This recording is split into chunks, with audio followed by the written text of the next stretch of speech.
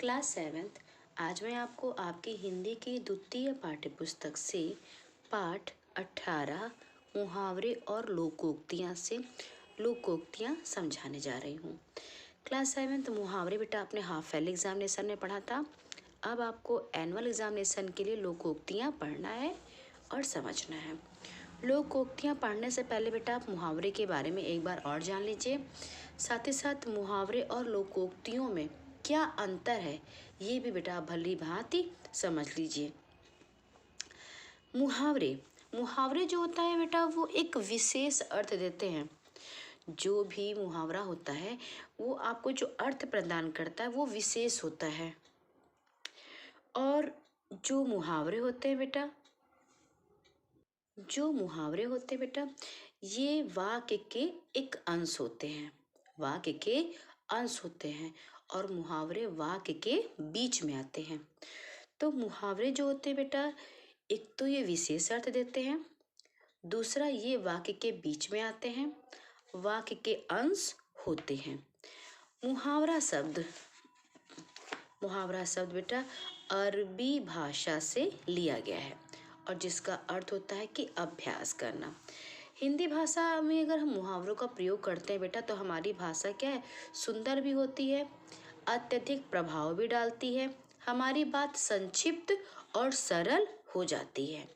अगर हम मुहावरे का प्रयोग करते हैं बेटा तो हमारी भाषा पे इसका बहुत प्रभाव पड़ता है, क्योंकि हमारी भाषा सुंदर भी होती है, संक्षिप्त मतलब छोटी हो जाती है और भाषा हमारी सरल हो जाती है।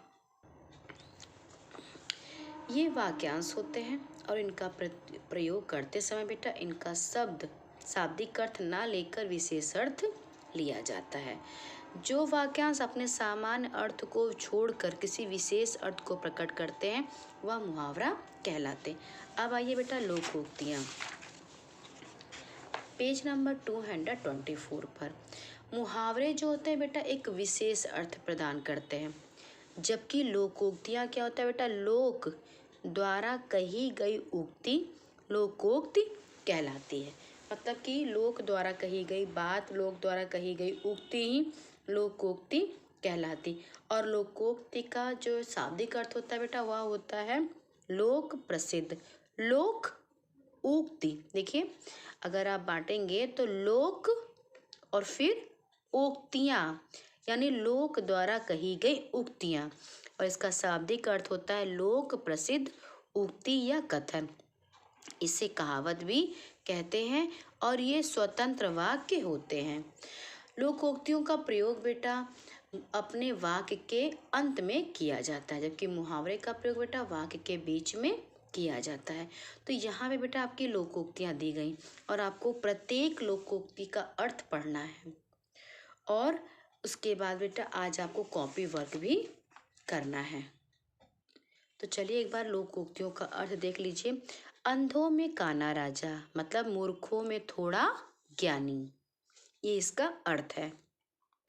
उल्टा चोर कोतवाल को डांटे, अपराधी निरपराध को डांटे। फिर खोदा पहाड़ निकली चूहिया, यानी बहुत अधिक परिश्रम का थोड़ा फल। एक अनार 100 बीमार मतलब चीज थोड़ी मांगने वाले अधिक। फिर 4 दिन की चांदनी फिर अंधेरी रात, इसका अर्थ है सुख के कुछ दिनों के बाद दुख का आना। फिर है खिसियानी बिल्ली खंभा नोचे मतलब किसी बात पर लज्जित होकर क्रोध करना, ये इसका अर्थ है। एक पंथ दो काज, एक काम से 2 लाभ होना। भैंस के आगे बीन बजाना मतलब कि मूर्खों को अच्छी बात बताना। नाच न जाने आंगन टेढ़ा मतलब काम आता ना हो और दूसरों में ही दोष निकालना, मतलब कि नाच आता ही नहीं है और आंगन टेढ़ा मतलब आंगन में दोष निकाल दिया गया। सांप भी मर जाए और लाठी भी ना टूटे, आसानी से काम हो जाना। बंदर क्या जाने अदरक का स्वाद, मूर्ख गुणों की महिमा नहीं जानते। रस्सी जल गई पर बल नहीं गया, बुरी हालत होने पर भी घमंड का नहीं जाना। साँच को आँच नहीं, जो मनुष्य सच्चा होता है उसे बेटा डर नहीं होता है। चोर पर मोर मतलब एक दूसरे से ज्यादा धूर्त। हाथी के दांत खाने के और दिखाने के और, ऊंट के मुंह में जीरा, जरूरत के अनुसार चीज ना होना, कंगाली में आटा गीला, गरीबी में मुसीबत पर मुसीबत आना, चोर की दाढ़ी में तिनका, अपने पाप से डरना। एक हाथ से ताली नहीं बजती, मतलब झगड़े की वजह एक व्यक्ति नहीं होता, जिसकी लाठी उसकी भैंस, मतलब बलवान की ही जीत होती है। ये है क्लास 7 लोकोक्तियों के अर्थ। मैंने आपको बेटा मुहावरे का जो अर्थ होता है वो भी बता दिया, लोकोक्ति का भी बता दिया। लोकोक्ति मतलब लोग द्वारा कही गई उक्ति, जबकि मुहावरा क्या होता है बेटा, मुहावरा एक विशेष अर्थ प्रदान करता है। मुहावरा बेटा वाक्य के अंश होते हैं, जबकि लोकोक्तियां बेटा स्वतंत्र वाक्य होती हैं।